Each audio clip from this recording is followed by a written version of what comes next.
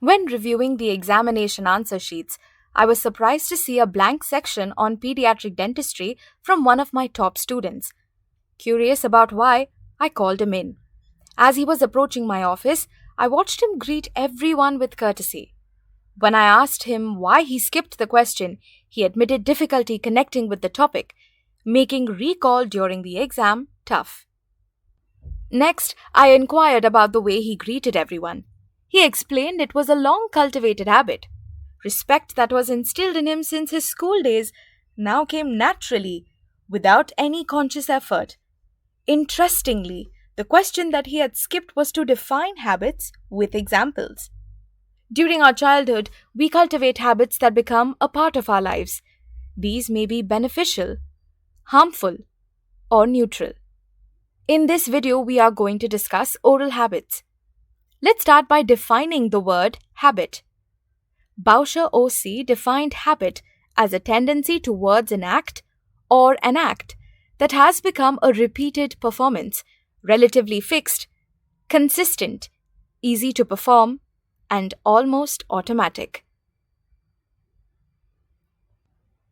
Did you know 40% of our actions are habits and not conscious decisions? The Massachusetts Institute of Technology found a basic 3-step pattern that explains how habits work. The first step is the cue.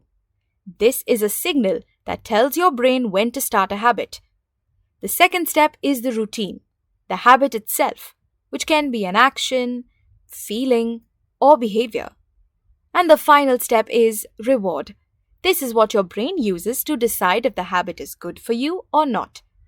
Understanding these steps can help you change your habits effectively. Habits have been classified by many authors based on their perception of the causative factors. Let us now discuss each of these classifications. The first classification of habits was given by James in 1923, based on the outcome of the habit, as useful habits and harmful habits. Useful habits are the ones that contribute positively to the well-being, like healthy eating, exercise, time management, etc. On the other hand, harmful habits are the ones with negative consequences on physical and mental development.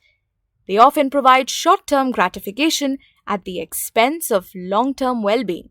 For example, lack of self-discipline, impulsive behavior, addictions to alcohol, smoking, etc. If we have to view this concept from the perspective of orofacial development, useful habits are those that allow normal function and growth. For example, the correct placement of the tongue and mandible ensures normal functions such as respiration, deglutition, and growth of orofacial structures. Harmful habits such as thumb sucking, tongue thrusting, etc. exert stress against the orofacial structures, leading to their abnormal positioning. The next classification was given by Kingsley in the year 1958. He stated that habits can be functional, non-functional, and combined. Functional habits are the normal practices that coincide with the regular function of the body. For example, mouth breathing. Non-functional habits do not involve any physiological function.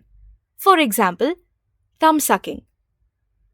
Combined habits are those that involve a mix of both functional and non-functional elements, where certain actions may serve a functional purpose, while others are non-functional and potentially harmful.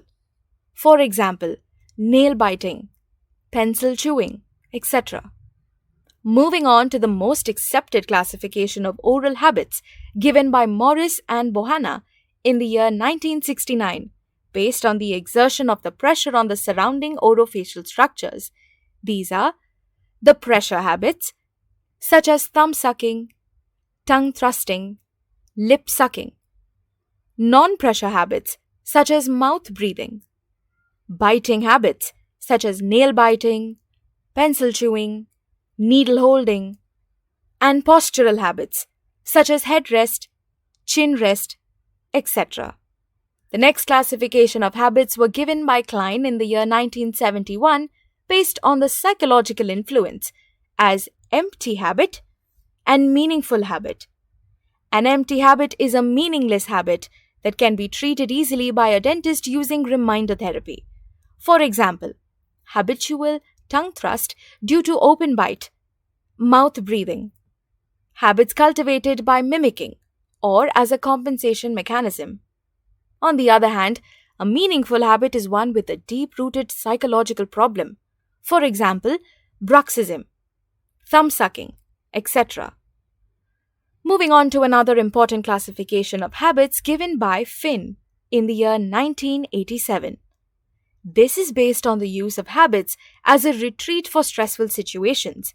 These are compulsive and non-compulsive habits, primary and secondary habits. A compulsive habit is acting persistently and repetitively, often as an attempt to reduce apprehension caused by internal feelings a person wants to turn down or control. It is acquired as a fixation in the child to the extent that he retreats to the practice whenever he feels threatened. For example, nail biting, lip biting, etc. Children with non-compulsive habits appear to undergo continuing behavior modification, which permits them to release certain undesirable habit patterns and form new ones that are socially accepted. For example, exercising regularly after facing health issues, trying to place the position of the tongue in the right place when trained, etc. The primary habit is the main or initial habit the individual engages in. For example, nail biting. On the other hand, a secondary habit is due to a supplemental problem. For example, a large tongue causes a tongue thrusting habit. Apart from these, habits have also been classified based on their nature, nurture, and pattern of learning. Based on their nature, we have physiologic and pathologic habits. Physiologic habits are those that are required for normal physiologic functioning. Example, nasal respiration, sucking during infancy, etc. Pathological habits are pursued due to pathological reasons, such as adenoids and nasal septal defects that may lead to mouth breathing. Based on nurture habits, we have retained and cultivated habits. Retained habits are those that are carried over from childhood into adulthood. For example, twirling hair with their fingers, swaying their legs when sitting, etc. Cultivated habits are developed during the socio-active life of an individual. For example, getting enough sleep every night, meditation, eating healthy food, etc. And finally, based on the pattern of learning, we have obsessive and non-obsessive habits. Obsessive habits have a deep-rooted psychological influence on the individual. These are further classified as intentional and self-inflicting. Thumb sucking is a kind of intentional habit. Self-inflicting or masochistic habits are developed due to deprived cognitive maturity or as a result of an underlying syndrome. Examples are gingival peeling and intense modification of oral habits. Non-obsessive habits are unintentional or functional habits without psychological influence, and they are easily learnt and dropped. For example, functional habits such as mouth breathing, tongue thrusting. Unintentional habits such as abnormal pillowing or chin propping. This brings us to the end of this video on the classification of habits. In our next video, we will learn more about the most common habit in children called thumb sucking. We hope you had fun learning with us. Thank you so much for watching. Don't forget to like the video and subscribe to our channel.